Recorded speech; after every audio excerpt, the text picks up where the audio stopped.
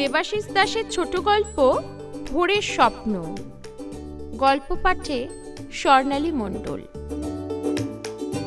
এখন গোধূলি বেলা।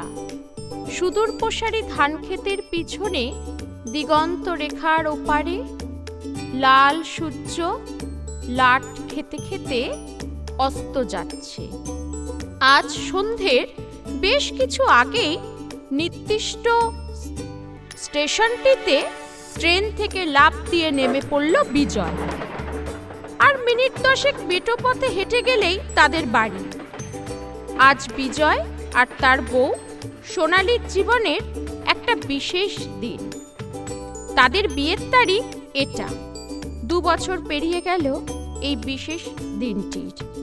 অফিসে shift in charge Bose সাহেবকে আগে থেকেই বলা ছিল তার আজ হাফ ডের পরে সে বেরিয়ে যাবে। সোজা বাড়ি তো না, পথে বউবাজার ঘুরে যেতে হবে একবার। প্রয়োজনে হাফ ডে সিএল দেবে সে বলেছিল। যদিও তা লাগেনি, উল্টে বোস সাহেব বিস্তর বকাবকি করছে সিএল দেওয়ার কথা শুনে। Many many happy Returns of this day বলে প্রায় ধাক্কা দিয়ে তাকে শিপ থেকে বের করে দিয়েছিল তারপর বোস সাহেব। হুগলির প্রত্যন্ত গ্রামের বিনয়ী ছেলেটিকে ভারী পছন্দ তার। এখন হুটোপুটি করে ট্রেন থেকে নেমে নিজের ছোট ফোলিও ব্যাগটা খোলে বিজয়। না, আছে, যথাস্থানেই আছে, ঠিক যেমনটি দেখতে ছিল বউ সোনালীর সেই সলিড সোনার বাউটিটা। এটার ডিজাইনটাও ঠিক তেমন হয়েছে। বোঝাই যায় না যে এটা অন্য একটা বাউটি। মনে হয় নতুন করে পালিশ করে ওই বাউটিটাই আবার নিয়ে এসেছে সে। অনেক খুঁজে খুঁজে বউবাজারের ওই দোকানটায় অবিকল ডিজাইনটা একদিন সে পেয়েছিল। 3-10 আগে অর্ডার দিয়েছিল সে গয়নাটা।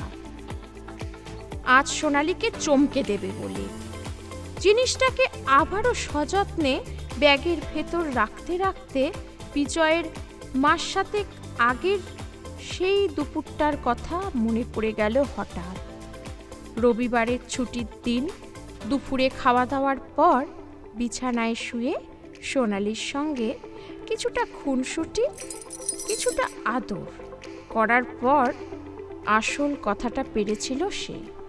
সোনালীর বিয়ের আশীর্বাদের সলিড সোনার বাউটিটা চাই বিজয়ের। সামান্য দেনার দায়ে বাড়ির লাগোয়া 2 বিঘা জমি কবজা হয়েছিল ইটভাটার মালিক মণ্ডল বাবুদের হাতে।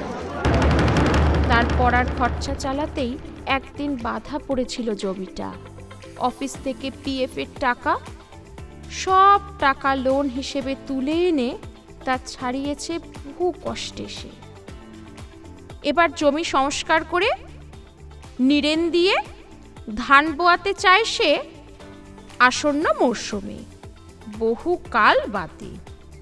যেভাবে বাপদাদারা হাল চালাতো সেই জমিতে রোদ বৃষ্টিতে, আজ প্রায় অশিক্ষিত সেই বাপদাদার পরিশ্রমে আর উচ্চাকাঙ্ক্ষার স্বপ্ন মারিয়ে গ্রামের প্রাইমারি স্কুল, জেলা সদরের হাই স্কুল, কলকাতার পলিটেকনিক কলেজে পড়ে সে এখন কলকাতা শহরের বুকেই পার্মানেন্ট টেকনিশিয়ানের কাজ বাগিয়েছে এক কেন্দ্রীয় সরকারি দপ্তরে।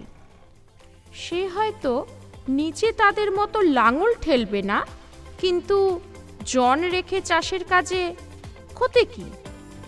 হয়তো মৃত বাপদাদার বিদ্রোহী আত্মাও বুক ভরা তৃপ্তি পাবে বহু কাল বাদে মাঠ ভরা ফসল দেখে। ক্ষতি কিছু নেই, শুধু অভাব সে কাজের জন্য এ মুহূর্তে আরও কিছু টাকার।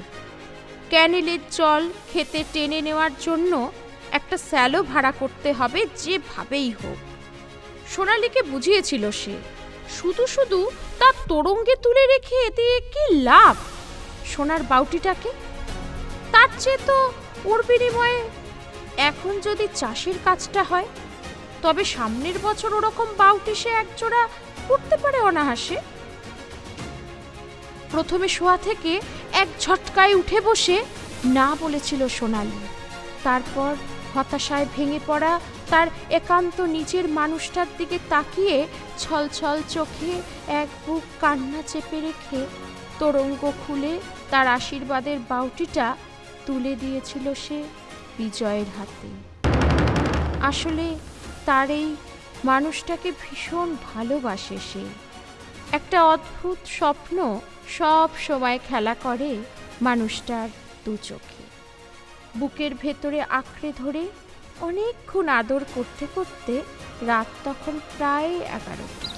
নিঝুম হয়ে গেছে সারাটা তল্লাট। বিজয় হঠাৎ সোনালির ডান হাতের পাঞ্জা নিজের হাতের মুঠোয় নিয়ে বিছানার তোশকের নিচের সেই গোপন জায়গাতে হাত দেয়, যেখানে আগে থেকেই সে লুকিয়ে রেখেছে আজকে নিয়ে আসা গয়নাটা। বিস্মিত সোনালির দু চোখের সামনে তা তার মণিবন্ধে পরিয়ে দিতে দিতে কথা বলে বিজয়। আজ আমাদের বিয়ের 3 বছরের রাতে তোমাকে তোমার বাউটিটা ফেরত দিলাম, এবার আমাকে আমার পাওনাটা দাও। দুহাত লজ্জায় মুখ ঢেকেছিল সোনালি। তারপরে স্বপ্নের ভেলায় ভেসেছিল দুটি যুবক যুবতী। এই বিবাহিত জীবনের এই প্রথম একটি মধুযামিনীতে কোনো নিয়ম, কোনো বাধা, কোনো অঙ্ক, কোনো পরিকল্পনা ওরা মানেনি। বিজয়ের কাছে মনে প্রাণে আজ ফলবতী হতে চেয়েছিল সোনালি। ভোরে পাখিদের কিচিমিচি শব্দে প্রথম ঘুম ভাঙে বিজয়ের। ভোরের প্রথম কমলা রোদ্দুর ছড়িয়ে পড়েছে চারদিকে।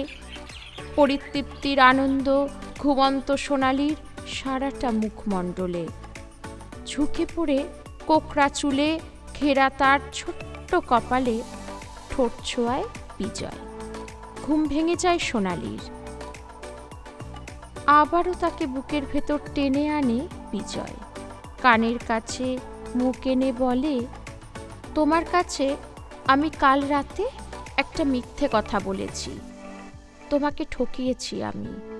এ বাউটিটা আসলে সোনার না, রূপোর ওপর সোনার জল করা। এর বেশি আর পারলাম না। আমি মিথ্যেবাদী বলে তুমি আমার ওপর রাগ করো না। তোমাকে আমি একদিন সত্যি সত্যি একজোড়া সোনার বাউটি গড়িয়ে দেব, দেখো।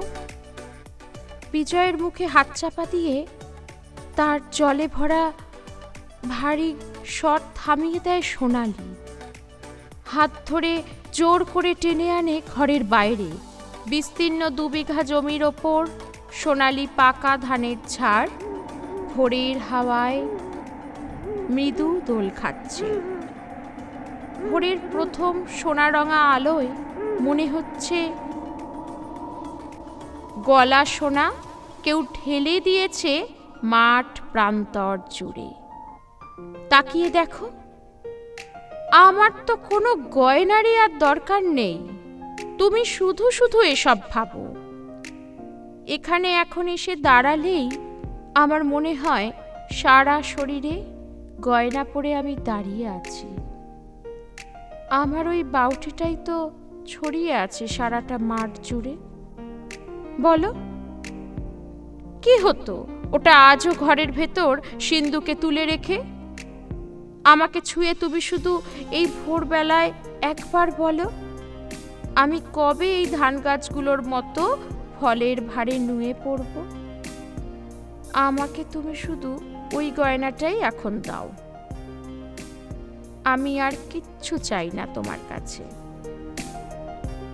বিস্ময় আবেগে কখন অজান্তে বিজয়ের কৌতূহলী হাত এসে জড়িয়ে ধরে সোনালিকে পিঠের ওপর থেকে।